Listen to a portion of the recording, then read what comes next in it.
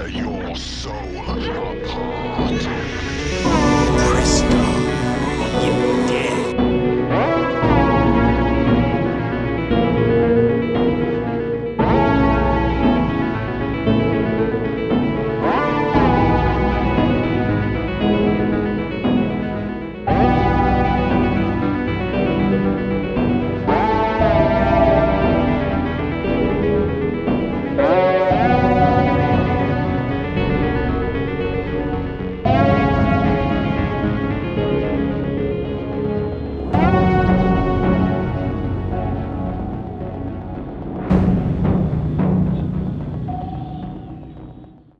Bonjour mes amis, j'espère que vous allez bien. Nouvelle vidéo rétrospective, voilà. Comment vas-tu mon frère? Ça va, c'est la pêche.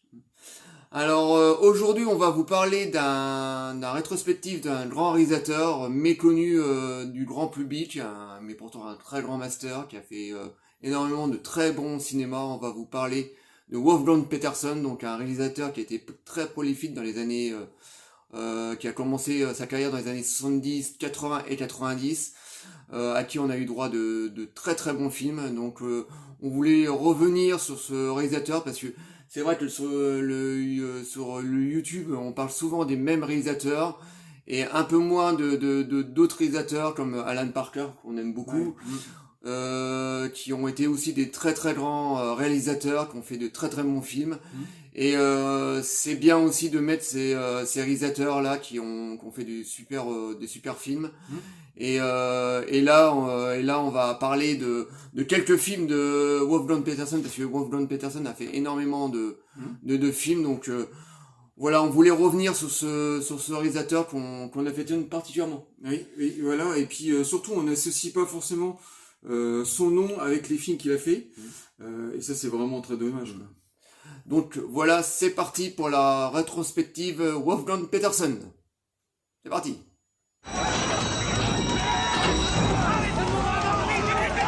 Six nominations aux Oscars. A world that is vast and eternal, treacherous and dazzling, unforgettable and free. You're a swordboat captain. Can't be good unless you love it. We're going back out.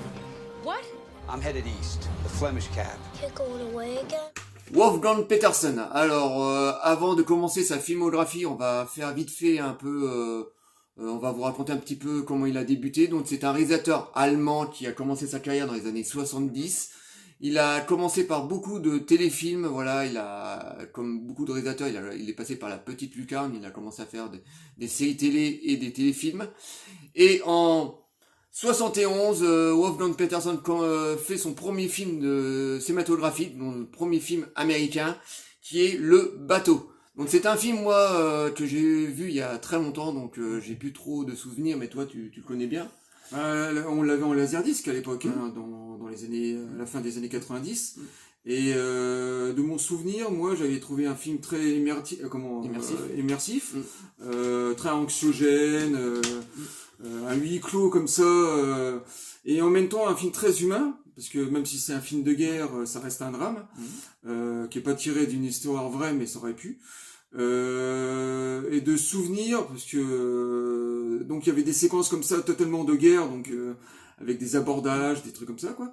Et puis en même temps très social, et pour une fois, c'était pas le seul film, mais on voyait les Allemands d'une autre façon, et on s'intéressait à ces hommes qui ont combattu malheureusement dans mauvais camps, mais qui restaient des hommes. Donc pour moi, j'ai un souvenir de ce film-là quand même qui a une touche personnelle, assez personnelle, quoi.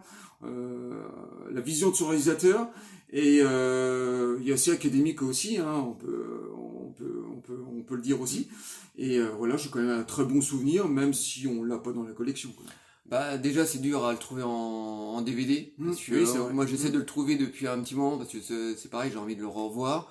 Et il y a aussi ce côté huis clos, survival aussi, parce que si je me rappelle bien, à un moment les mecs ils sont bloqués dans leur sous-marin, parce que c'est ça, c'est plus un sous-marin qu'un bateau.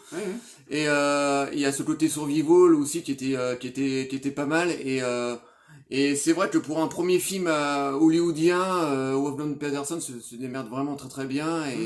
Et c'est vrai que c'est un film que j'aimerais beaucoup revoir, mais bon, là on attend peut-être on aura un jour la chance d'avoir une belle édition Blu-ray DVD, je pense que ça verra le jour, mais c'est vrai que c'est un film que j'aimerais beaucoup revoir parce que bon, déjà il a son galon de culte, voilà, avec les années le film a commencé à avoir ses galons de culte, et pour un premier film hollywoodien par un réalisateur allemand, c'est vrai qu'il avait tapé fort, quoi.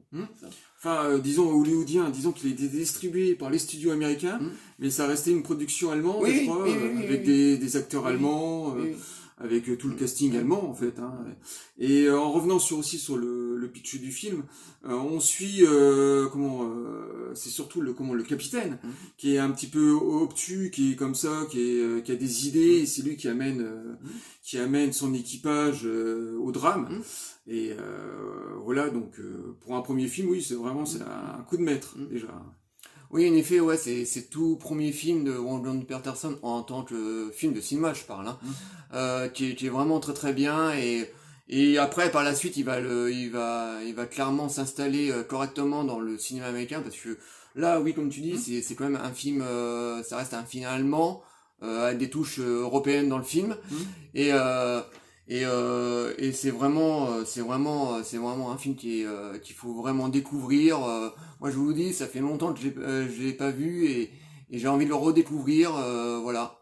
Donc on attend la sortie, une bonne édition en DVD, ça serait vraiment cool. Donc si les éditeurs nous entendent, voilà, bougez-vous un peu les fesses, on attend que ça, quoi.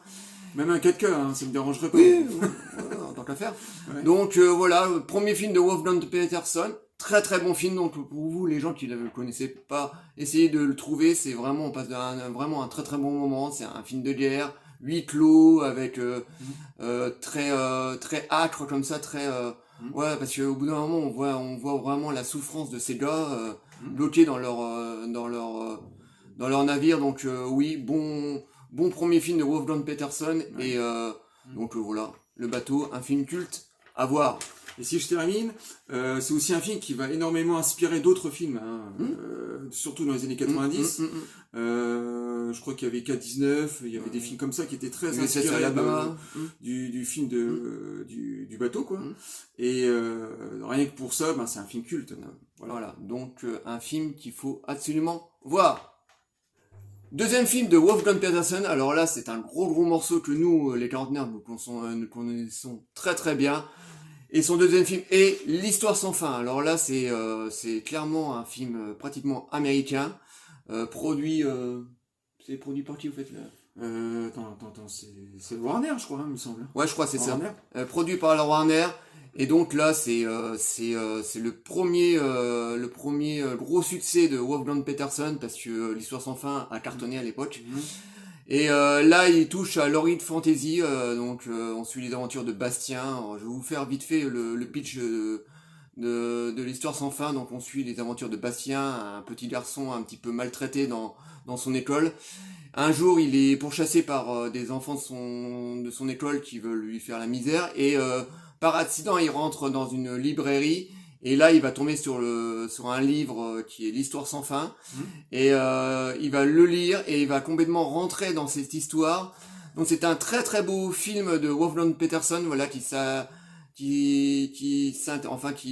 touche un large public. Voilà, ça peut aussi bien plaire aux enfants comme aux adultes. C'est super bien shooté, c'est très très poétique. On a une BO, d'enfer, quoi, de Giorgio Moroder, et la chanson qui va avec en plus. Donc c'est un film qui est vraiment très très riche, qui touche vraiment un très large public, qui prend pas du tout son spectateur pour un imbécile. Ça peut aussi bien plaire aux enfants comme aux adultes, et c'est maintenant devenu un film culte, quoi. Qu'est-ce qu'on a à dire? Bah moi c'est pareil, hein, moi je suis tout à fait d'accord, je te suis là-dessus. Film extrêmement poétique, en plus c'est du practical, hein, c'est un film d'époque, donc forcément tout est en dur et en vrai. Et en plus de ça, il reste encore dans ce film-là une touche un peu européenne, un peu c'est hollywoodien si on veut, mais il reste quelque chose quand même qui reste une marque de fabrique chez les réalisateurs européens, quoi. Et en plus, on est touché par cette histoire. Il y a aussi une certaine naïveté dans ce film-là. On n'est pas non plus dans le Seigneur des Anneaux où tout est calibré. Ouais, là, c'est un film où il y a des enfants dedans, donc il y a un petit côté oui, enfantin, voilà. On est... Mais je sais pas, il y a quelque chose d'extrêmement simple dans ce film. C'est pas compliqué, comme tu dis, tout le monde peut s'intéresser, hein, de 7 ans jusqu'à 90 ans, ça touche.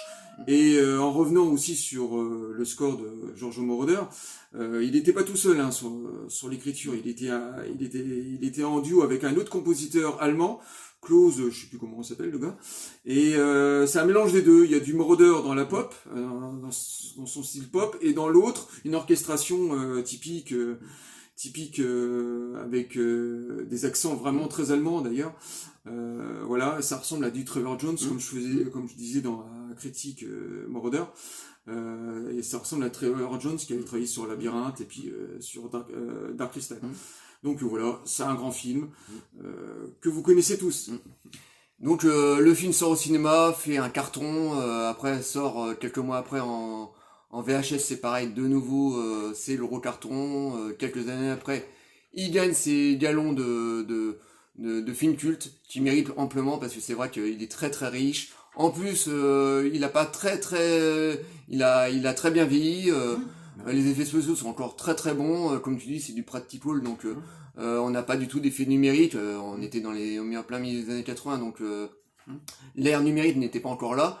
Et c'est ça qui est bien dans le film, c'est que voilà, tout est fait en dur, en vrai, et on ressent vraiment les Falcon, comment s'appelle le dragon? Je sais plus. Enfin bref. Enfin le dragon, on le voit, c'est une marionnette, mais on a l'impression qu'il est vrai, quoi, finalement, même si par moments la patte elle fait un peu mécanique, mais le film a plutôt bien vieilli. C'est un film qui est vraiment dans le cœur de beaucoup de spectateurs, que ce soit de notre âge ou même voire plus jeune. C'est un film qui a bien marché, surtout que Wolfgang Petersen là il part de son premier film Le Bateau, il arrive carrément dans un film de road fantasy, donc c'est carrément un grand écart, quoi. Et il le fait vraiment très très bien, quoi. Il arrive à assimiler ce style road fantasy assez facilement. Donc voilà, pour les gens parmi vous qui ne laissent pas laisser dans son phare, à mon avis vous n'êtes pas nombreux parce que tout le monde connaît ce film. Donc c'est un film qu'il faut absolument voir. Encore un deuxième coup de maître de la part de Wolfgang Petersen. Donc L'Histoire sans fin, film culte, hein. Culte. Voilà. Troisième film de notre sélection, Wolfgang Petersen, parce que attention, c'est pas fait dans l'ordre, hein. Wolfgang Petersen a fait à peu près 24 films au cinéma, et je compte pas des séries télé et des téléfilms qu'il a fait pour la télévision. Mais là, le troisième film on va s'intéresser, c'est un film de science-fiction qui est sorti un an après L'Histoire sans fin, et c'est Enemy.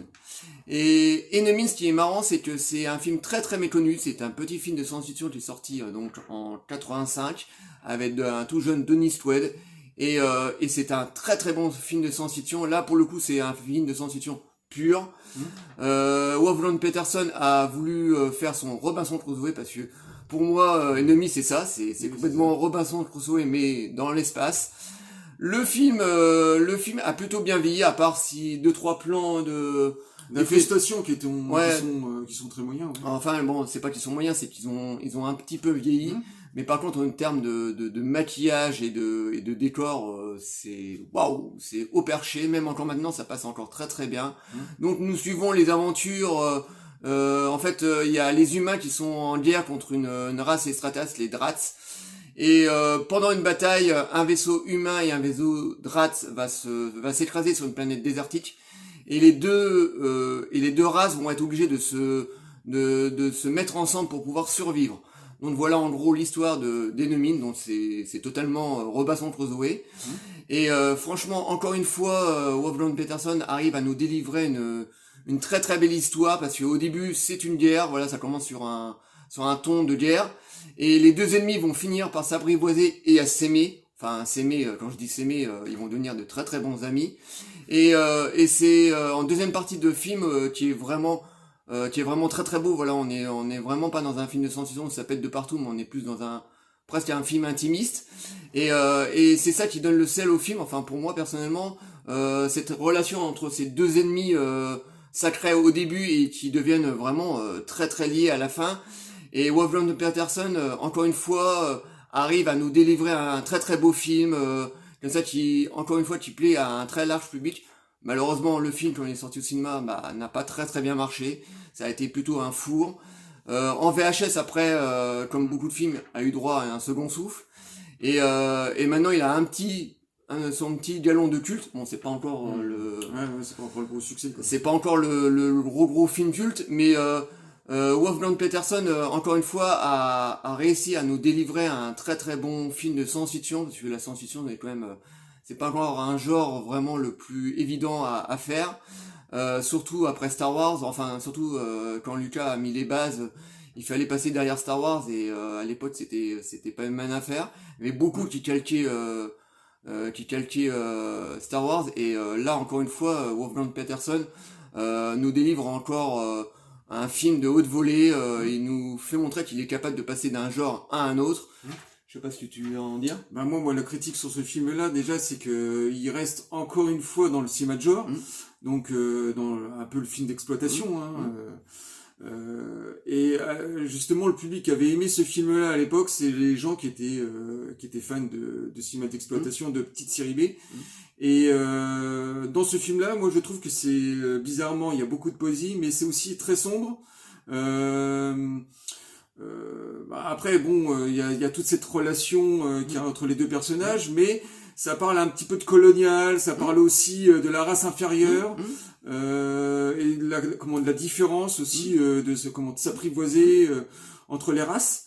Et c'est le sous-message du film, emballer tout ça dans un film de science-fiction un peu lambda, parce que Peterson, en fait, c'était quelqu'un qui était quand même au service des studios américains et qui faisait du gros cinéma populaire, et en même temps il apportait quand même toujours sa petite touche personnelle et des messages comme ça qu'il voulait véhiculer. Tout à fait. Et c'est aussi la force de ce réalisateur, c'est ça, quoi. Donc pour moi, ce film, il relate à la fois une noirceur, cette poésie, et aussi les effets spéciaux aussi qui étaient faits par ILM à l'époque, le studio Lucas, les effets spéciaux de Lucas, quoi. Ça se voit d'ailleurs dans les scènes d'ouverture. Ça fait très Star Wars, donc c'est un excellent film. Voilà, effectivement.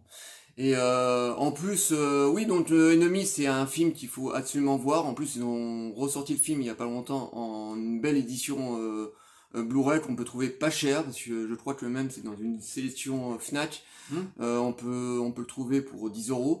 Et c'est vraiment un film qui vaut vraiment le coup de voir, parce que on n'a pas beaucoup d'effets spéciaux, on a 2 plans au début, mais c'est surtout, faut le voir surtout pour ses maquillages, pour ses jeux d'acteurs aussi, parce que les deux acteurs principaux, Denis Quaid et je sais plus comment il s'appelle, le black qui joue le rôle de Gratz, enfin c'est un acteur des années 80 assez connu. Les deux acteurs se renvoient la balle très très facilement. Ouais, c'est ça, ouais. Et c'est un film qu'il faut vraiment voir, parce que c'est très très riche. Comme David dit, il y a un côté noir, il y a un côté voilà, il est vraiment très très riche. Voilà, c'est un film qui a très très bien vieilli, qui est un très bon film de science-fiction. Voilà, c'est qui a pas à rougir d'un Star Wars. Bon, on n'est pas à un niveau, on n'est pas dans un space opéra non plus, mais on est quand même dans un film qui est vraiment de très beau de voler. Donc voilà, donc on peut que vous le conseiller. Voilà, c'est notre 3e film de la section de Wolfgang Peterson, parce que là on va vous parler vraiment des gros films majeurs de Wolfgang Peterson, parce que je vous dis, le monsieur, quoi. Voilà, il a énormément travaillé, donc c'est un film qu'on vous conseille de voir. Voilà, nous on l'aime beaucoup, on l'a vu une dizaine de fois, on l'a en Blu-ray maintenant, mais avant on l'avait en DVD. Donc voilà, Enemy, c'est vraiment, si vous aimez les films de science-fiction, classique, mais voilà, deux mecs paumés, enfin deux races paumées sur une planète. Franchement, le film Avec fait... des sous-lectures aussi. Hein. Ouais, des sous-lectures, voilà. Et donc c'est un film qui va vous plaire, voilà. Donc Enemy, petit film culte. Voilà. Quatrième film de notre sélection, Wolfgang Petersen. Alors là, il tape un petit peu dur le pépère. Il arrive à attirer un très très grand acteur d'Hollywood, et ce film est dans la ligne de mire avec Clint Eastwood. Et là, il passe carrément de la science-fiction au thriller polar, enfin peut-être un petit peu Politique aussi. politique, ouais, j'allais dire espionnage, mais non, La ligne de mire, c'est pas vraiment un film d'espionnage. Et il arrive à attirer quand même Clint Eastwood dans son film. Et le pire, c'est que ça marche, quoi, parce que avoir un acteur de la trempe de Clint Eastwood, bah ça doit pas être évident, parce que faut le diriger, le mec, hein. Clint Eastwood, à ce moment-là, il avait déjà presque une bonne trentaine d'années de carrière derrière lui, avec des gros films. Et là, Wolfgang Petersen arrive totalement à maîtriser Clint Eastwood, à travailler avec Clint Eastwood, et il nous délivre vraiment un très très bon film d'action, espionnage, avec ce garde du corps qui... Attendez, l'histoire, c'est quoi exactement? Bah en fait non, c'est pas ça, il est vieillissant et il a eu un problème avant avec je crois qu'il a eu une déception professionnelle en fait, hein. Je sais pas ce qui s'est passé. Ah, exactement. Kennedy, ah oui, à un moment il y a Oui, Kennedy c'est ça, qui le meurt, avec Kennedy, voilà. et il s'en veut d'avoir d'avoir pas pu Sauver Kennedy, quoi. sauver Kennedy. Donc Clint Eastwood dans le film, voilà, est un garde du corps.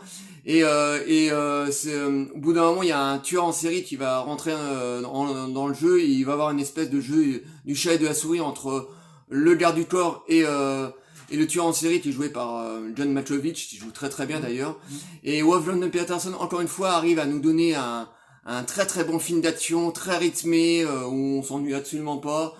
Ça va très vite. Clint Eastwood est au taquet, voilà, impérial comme toujours. Et Wolfgang Petersen, voilà, après un film de science-fiction, là, va complètement passer dans un autre style, donc le thriller, film d'action. Et encore une fois, il maîtrise totalement son film. Il est bien shooté. Clint Eastwood, il arrive à le rendre impérial. Et c'est ça aussi la force du cinéma de Wolfgang Petersen, c'est que il a une faculté de passer d'un style à un autre très très facilement. Je sais pas ce que tu en penses, mais Ah, moi, je trouve que ce film est un grand film. Effectivement, la présence de Clint Eastwood dans le film rehausse le film, ouais, apporte beaucoup. Mais pour moi, les petits bas blesses dans ce film, c'est que il manque peut-être un petit peu de sa personnalité dans le film. On a l'impression de voir plus un film hollywoodien et un film à la Clint Eastwood. Voilà, ça aurait pu être réalisé par lui, parce que ça pourrait prendre être en confusion totalement avec un film d'Eastwood. Donc il s'efface un tout petit peu, mais c'est vrai qu'au niveau de l'histoire, c'est du solide. Au niveau du casting, c'est pareil, t'as Russo aussi qui joue dans le film, qui est très qui est parfaite, quoi. Et ce thriller politique, on s'attache facilement. Et puis comme tu dis, il y a le jeu du chat et de la souris qui est efficace. La mise en scène est plutôt académique, on va dire. Bah, c'est un film moderne. Voilà, ça ressemble beaucoup à du Clint Eastwood. Hein, oui, voilà. Mais pour moi, c'est vraiment le premier film de commande quand même de Petersen, parce qu'il y a moins ça touche. Et donc non, pour moi, c'est un grand film. Et il y a un grand score, mais je m'en souviens plus du gars qui a fait la musique, parce que je l'ai pas en disque. Mais j'ai toujours trouvé assez patriotique cette musique, très intéressante. Donc voilà, grand film. Oui, effectivement, ouais, c'est vraiment un très très bon film hollywoodien. Quand tu dis des films de commande, je suis pas tout à fait d'accord. Wolfgang Petersen, il a pas un style particulier, il va d'un style à un autre. Quand on voit un Wolfgang Petersen, on va pas dire tout de suite, tiens, c'est du Wolfgang Petersen, mais ce n'est pas grave, parce qu'il arrive comme ça à passer d'un style à un autre qui est assez fascinant. Pour la ligne de mire, effectivement, il avait un gros acteur là qui arrivait dans son film, et il aurait pu se faire bouffer par Clint Eastwood. Bon, surtout qu'il est réalisateur, donc. Voilà, surtout que à ce moment-là, Clint Eastwood était déjà réalisateur, producteur de ses propres films. Et je pense que quand même Clint Eastwood a beaucoup apporté au film, parce que c'est vrai que quand on voit le film, on pourrait, t'enlèves le nom Wolfgang Peterson, tu le mets à la place, tu mets Clint Eastwood. Ouais. On a l'impression que c'est du Clint Eastwood. Bon, à mon avis, Clint Eastwood lui a apporté quand même beaucoup de... Oui, je pense que savoir-faire. il lui a conseillé quelques Ouais, conseils. voilà. Voilà. Mais encore une fois, Wolfgang Peterson se démonte pas et est complètement maître de son film. Donc, on peut que vous conseiller La ligne de mire. C'est vraiment un film qui dure 2 heures, mais vraiment, on voit pas du tout le temps passer. Le casting est excellent. Le film est très bien shooté.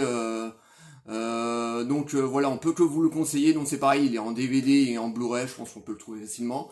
Et oui, il a été réédité en collector. Enfin voilà, c'est pas un film oublié celui-là. Donc quatrième film de la rétrospective de Wolfgang Peterson. Donc le monsieur, il avance encore dans le cinéma et il nous délivre encore un très très bon film. Donc dans la ligne de mire, voilà, je vous le conseille, il faut le voir absolument. Après, dans la ligne de mire, encore une fois, Wolfgang Peterson va revenir avec un gros film, avec un énorme casting, et ce film est Alerte. Alors là, c'est la première fois que Wolfgang Peterson va se toucher au film catastrophe, parce que Alerte est un film catastrophe à la fois de pandémie, voilà, bonjour la Covid, hein. Et il revient avec donc un film catastrophe avec un purée de casting. Alors il y a Dustin Hoffman dans le rôle principal, on a Morgan Freeman, on a Donald Sutherland qui était un très très grand acteur à l'époque. Second couteau, excellent second couteau. Ouais, on a Rosso aussi qui revient. René Rosso qui revient encore une nouvelle fois dans un film de Wolfgang Peterson. Et là, il nous délivre un film de contaminé, voilà, un très bon film de guerre contaminé, on va dire catastrophe, voilà. Et avec ce lot d'acteurs vraiment formidable. Je l'ai revu il y a pas longtemps, il a pas du tout vieilli. C'est pareil, c'est un film qui va très très vite, à qui on s'emmerde pas une seule seconde. Voilà, en plus, on est en pleine période de pandémie, donc on est touché de près parce que c'est pareil, c'est une histoire de comme ça d'un virus comme ça qui sort un peu de nulle part. Bon là dans le film c'est dans les pays africains, qui sort des pays africains et qui va commencer à contaminer le monde en l'espace de quelques jours. Donc un truc assez costaud. Et Wolfgang Peterson encore une fois arrive à nous délivrer un très gros film. Un très très gros film, il reste maître de son son film et il nous arrive à nous galvaniser avec tous ces acteurs parce que vraiment on a des grosses pointures dans le film et c'est presque un film choral. Quand t'as des grosses pointures comme ça dans un film, il faut savoir les maîtriser, les faire jouer ensemble et encore une fois il arrive à nous délivrer un gros film à la fois un gros film hollywoodien et qui nous prend pas pour des imbéciles parce que des fois on a des gros films, franchement on a des grosses stars dedans mais on a rien derrière, on n'a pas de scénario, même si Alerte est quand même un scénario assez simple, mais il arrive à nous délivrer un gros film vraiment très palpitant. Bah déjà oui, là c'est pour rebondir, c'est peut-être aussi un grand directeur d'acteurs, quoi. Oui, tout à fait. Simplement, peut-être qu'il est très bon pour le choix de ses acteurs. Et moi sur ma critique, alors moi c'est pareil que pour La ligne de mire. En fait, c'est pour moi ça reste le deuxième grand film hollywoodien de Peterson. Et en plus le choix de l'acteur principal, c'est-à-dire Dustin Hoffman, ça a été culotté parce que moi je voyais pas vraiment cet acteur-là dans un film d'action, c'est plutôt un acteur qui est quand même Hoffman, c'est quand même un acteur de drame, tu veux dire? De drame, voilà, c'est quelqu'un qui est assez humain en général. Il l'a prouvé, hein, même s'il a fait dans les années 70 des films un peu plus rudes, mais de le prendre comme ça dans un film catastrophe, c'était culotté, hein, parce que ils auraient pu prendre un Stallone ou je ne sais qui, un actionneur pour jouer dans son film, et pas du tout en fait, hein, c'est le contre-pied total, et c'est pour ça qu'il est bon en tant que choix des acteurs. Donc en plus le reste du casting c'est pareil, hein, le bad guy là-dedans, c'est comment ça s'appelle, Donald Sutherland. Donald Sutherland, donc il est génial, lui, il cabotine un petit peu, hein, vraiment. Oh, il fait quand même le général. Oui, méchant. Très très méchant et très charismatique. Mais bon, c'est le rôle qui veut ça. Et au niveau de la photographie et de la réalisation, moi je trouve pas que ça soit d'une pertinence. Je crois que on continue plus ou moins sur la ligne de mire pour moi. Mais le travail est là. C'est vrai que tout est là, quoi, en fait. Hein. Les effets spéciaux sont bien, le peu d'effets spéciaux qu'il y a, l'incrustation, tout ça c'est bien fait. Et j'ai rien à dire. Hein, c'est vraiment impeccable. Non, t'as raison. Je pense que Wolfgang Petersen est un très très bon directeur d'acteurs. Parce qu'il n'hésite pas à mettre des grosses têtes d'affiche dans ses films, ça lui fait absolument pas peur. Et à chaque coup, il arrive à faire jouer ces gros acteurs ensemble. Je vous dis, c'est pas évident. Hein. Quand déjà t'as une grosse vedette dans ton film, déjà un acteur comme La Trompe de Clint Eastwood, c'est pas évident, quoi. Il faut le diriger. Alors là, si t'en as 3 dans le film, voilà, il faut les faire cohabiter. Et c'est la force qu'il a dans son cinéma, parce que Wolfgang Petersen, il a pas, comme tu disais, il a pas un style particulier, quoi. Si, au début. Moi, je trouve qu'au début. Oui, peut-être au début dans son bateau, mais après, c'est, voilà, il fait pas des films de commande, mais voilà, il a pas une touche particulière, voilà. Et il arrive quand même à chaque coup à arriver d'un style à un autre très rapide, très facilement.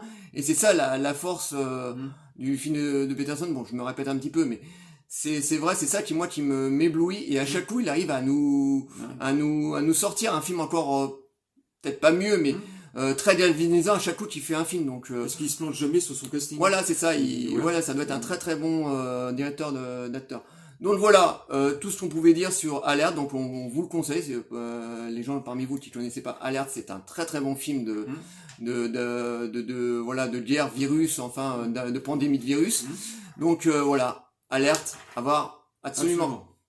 6e film de notre rétrospective de Wolfgang Petersen. Alors là, on arrive dans les années 2000, donc c'est un film catastrophe, là, pur jus.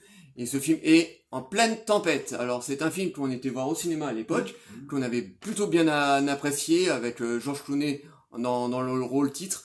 Alors là, encore une fois, Wolfgang Petersen nous délivre un très très très bon film catastrophe. Voilà, encore un film à gros budget, enfin un moyen budget, voilà. Oui, ça pète pas dans tous les sens. C'est un film qui a eu quand même un budget assez conséquent, mais voilà, on n'est pas au niveau d'un Alerte, voilà. Je trouve qu'Alerte est beaucoup plus gros film, beaucoup plus plus important. Et je trouve que là, pour la première fois, dans son film, il met des acteurs de séries télé. Alors déjà, dans le rôle principal, on retrouve George Clooney, qui était tout fraîchement sorti de sa série Urgence, donc qui n'était pas encore très très bien connu au cinéma. Et bon, j'ai pas une grande passion pour George Clooney, parce que pour moi, ça n'a jamais été un très très grand acteur. Enfin, dans les blockbusters, il s'est jamais vraiment. Voilà, c'est ça. Ouais. C'est ça le problème, c'est que George Clooney marchait à la télévision, mais un peu moins au cinéma, beaucoup plus de mal au cinéma d'ailleurs. Et là, il se débrouille plutôt pas mal. Voilà, il joue le rôle d'un pêcheur un peu fatigué, arrivé au bout de sa ligne là. Mais là, ouais, pour une première fois, il met bon, il y a Mark Wahlberg dans le rôle aussi, enfin dans le film aussi, qui est un de ses premiers rôles réellement connus, parce que c'est pareil, il était débutant à ce moment-là. Enfin, oui, il avait déjà fait des films auparavant, mais c'était pas encore la vedette de maintenant. Et c'est un film qui est très plaisant à voir, parce que l'essentiel du film se passe en pleine mer, avec des vagues super gigantesques, en pleine tempête. Et il est relativement bien shooté, parce que il a été tourné en océan. Bon, il y a beaucoup de plans qui ont été faits en studio, donc devant des fonds verts. Mais c'est un film qui est visuellement très très très beau. On retrouve aussi dedans Diane Lane, c'est ça, Diane Lane? Ouais, Diane Lane qui joue le rôle de la femme de George Clooney, c'est ça? Non, de Mark Wahlberg. Ouais.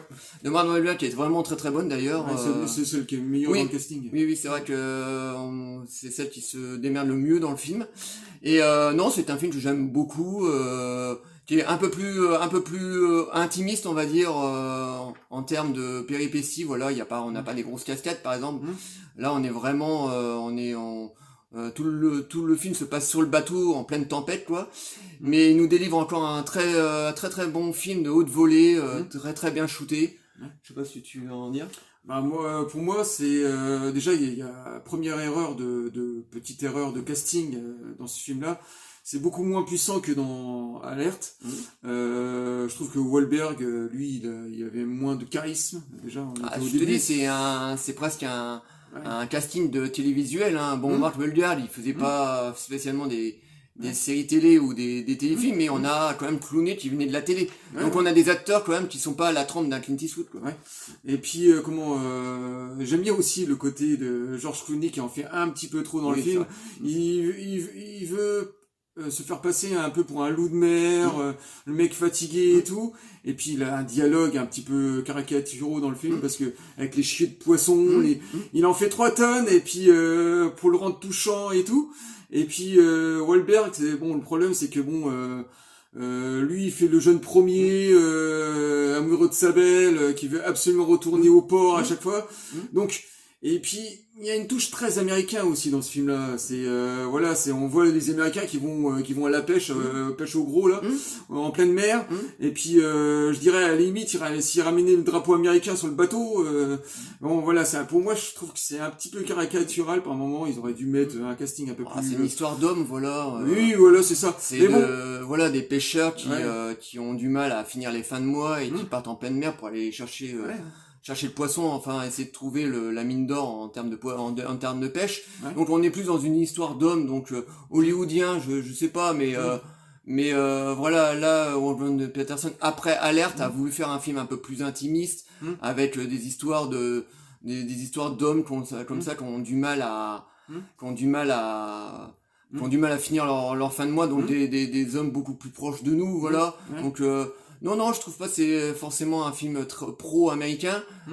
C'est un film, un peu plus petit. On est quand même dans la culture. On est quand même dans une culture, sous-culture américaine quand même, du petit peuple.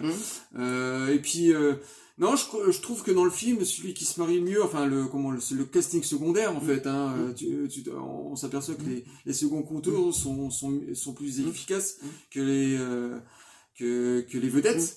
En fait, et sinon en dehors de ça c'est quand même très efficace, il y a quand même beaucoup de tension, les effets spéciaux, les incrustations, tout ça c'est réussi. Non, franchement il n'y a pas grand chose le score, j'ai pas grand chose à en dire, je crois que ça va pas marquer plus que ça, mais voilà quoi, Oui, c'est un très très bon film, donc on vous le conseille, En pleine tempête, si vous aimez George Clooney avec une vieille barbe de 3 jours, vous allez aimer. Non, c'est un très bon Wolfgang Peterson,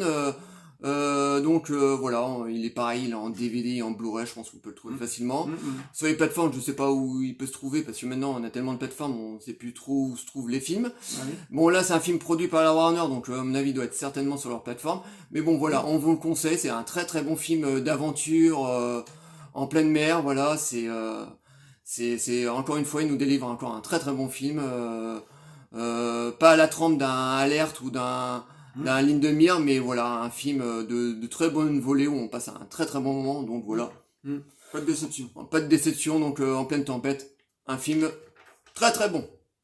6e film de notre section Wolfgang Peterson. Alors là, Wolfgang Peterson revient avec un énorme film, là c'est son plus gros blockbuster de sa carrière, et ce film est 3. Alors là c'est c'est le gros film là, il ramène dans ses filets une grosse vedette qui est Brad Pitt, parce qu'à ce moment-là Brad Pitt était la méga star, donc là il revient avec un gros péplum à style un peu Gladiator, à d'énormes combats, énormément de figurants, énormément d'effets visuels, donc là on est vraiment dans le blockbuster à plusieurs millions. Et encore une fois, notre bon vieux Wolfgang Peterson s'en tire vraiment très très bien. Il maîtrise absolument tout. Il nous délivre un film très généreux avec énormément d'action. C'est vraiment le blockbuster idéal pour le grand public. Nous, on était le voir au cinéma à l'époque, on avait adoré. Brad Pitt est impérial dans le rôle d'Achille. En face de lui, on retrouve un jeune Eric Bana dans le rôle de Thor, qui est vraiment très très bon. On a aussi Peter O'Toole, un très très grand acteur des années 60-70, qui était plus que confirmé à l'époque, qui joue le rôle du roi de Troie.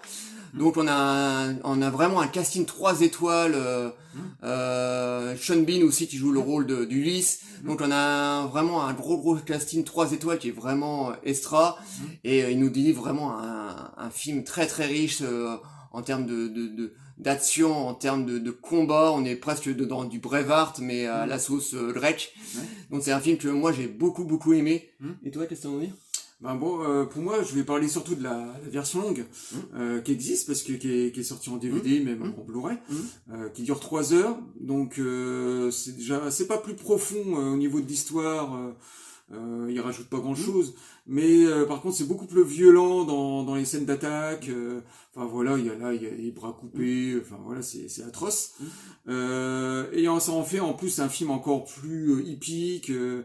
Et puis je reviendrai aussi sur l'aspect des héros dans le film. Je pense que là il était plus ou moins inspiré par un autre film qui était 300, parce que les personnages sont quand même très féminins, très séducteurs. Enfin il y a Brad Pitt, ils sont huilés et tout. Ils sont huilés et tout, donc c'est un peu les Chippendales quoi. Ça ne dérange en rien le film bien sûr, mais il y avait cette mode à l'époque, c'est de plaire à un grand public, alors hétéro, homo, femmes, enfants, enfin voilà, ça plaît à tout le monde. Et l'incrustation, c'est pareil, les effets spéciaux, tout ça sont réussis. Et au niveau du casting, c'est pareil, hein, aucune fausse note, que ça soit dans les acteurs principaux ou bien dans les seconds couteaux, tout est calibré, tout le monde est parfait, donc voilà. Super film. Oui, en plus il nous délivre des combats à l'épée, le fameux combat avec Achille et Hector, c'est vraiment super bien chorégraphié. Et effectivement, ça ressemble un peu à 300, il y a des ralentis comme ça, donc on était vraiment dans cette période-là. Mais encore une fois, Wolfgang Petersen se démonte absolument pas avec le budget qu'il a, parce que c'est vrai que quand t'as un énorme budget comme ça, avec une énorme vedette comme Brad Pitt, voilà, encore une fois, il faut maîtriser ces genres d'acteurs. Et encore une fois, il arrive encore à maîtriser tout ça. Donc ça prouve le talent que peut avoir ce réalisateur méconnu, voilà, parce qu'on parle pas assez sur YouTube. Et 300 est vraiment un film de haute volée, voilà. Donc les gens parmi vous qui connaissaient pas 300, mais à mon avis vous n'êtes pas nombreux. Franchement, regardez-le, c'est un super bon péplum, style Gladiator, et encore, je le mettrai pas comme Gladiator. Et donc on peut que vous le conseiller. Donc 3 est un excellent film. Voilà. Dernier film de notre sélection, c'est un film qui est sorti en 2006 et c'est un film, de nouveau un film de catastrophe. Alors là beaucoup plus petit, on est plutôt dans une série B de lutte, mais une série B. Et ce film est Poséidon.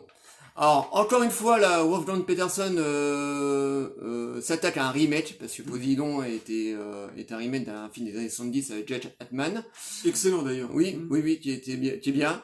Et là, il nous fait un remake, et encore une fois, il nous fait un très bon film catastrophe. Donc, le film commence assez rapidement, parce que le film il dure 1h40, donc il s'embarrasse pas à faire des backgrounds avec certains personnages. Enfin, on suit les aventures de certains personnages, mais il met pas 3 plombs pour mettre en développer l'histoire, quoi. Pour développer l'histoire de ces personnages surtout. Ouais. Et très rapidement, on est dans l'action, donc on suit les aventures de Poséidon, donc un bateau de croisière qui est complètement renversé par une énorme vague, un énorme tsunami, on va dire. Et le bateau se retourne complètement et se retrouve sur le ventre. Et tout le long du film, on va s'intéresser à 5-6 survivants, parce que la plupart des gens dans le bateau sont morts.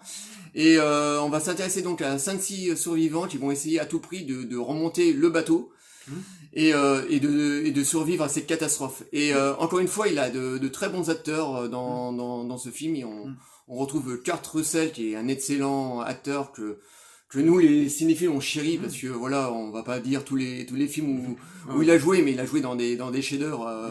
Surtout que avec des grands. Oui, Carpenter. Tarantino, ouais, donc voilà, donc Kurt Russell, on va pas faire la carrière du grand Kurt Russell, donc encore une fois, il arrive à attirer un très grand acteur comme Kurt Russell. Après, il y a qui dans le film? Il y a Richard Dreyfuss. Richard Dreyfuss. Enfin bon, il était un petit peu vieillissant, Richard Dreyfuss. Mais bon, on voit Richard Dreyfuss un petit peu. Et encore une fois, il arrive à nous délivrer un très bon film catastrophe, beaucoup moins important de 300, parce que là, on est vraiment dans une série B de luxe, mais de bonne volée en termes de mise en scène, en termes d'effets spéciaux, bah le film il fait le taf, il est très très beau. Je vous dis, il dure 1h40, mais le film commence très rapidement, donc on est tout de suite dans le feu de l'action. C'est un film que j'aime beaucoup. C'est l'avant-dernier film de Wolfgang Petersen, parce que maintenant le monsieur commence à vieillir, donc je sais pas quel âge il doit, mais il doit s'approcher des 80 ans. Oui, il est pas vieux. Oui, il est vieux quand même. Oui. Et donc pour son avant-dernier film, franchement c'est encore un film de très haute volée, voilà. Bon, le film n'a pas rencontré son public quand il est sorti au cinéma.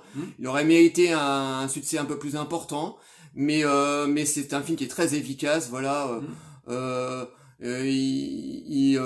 il n'y a pas eu de version longue pour le coup pour celui-là, mais voilà, il va tout de suite dans le sujet, voilà, on n'a pas le temps de s'ennuyer.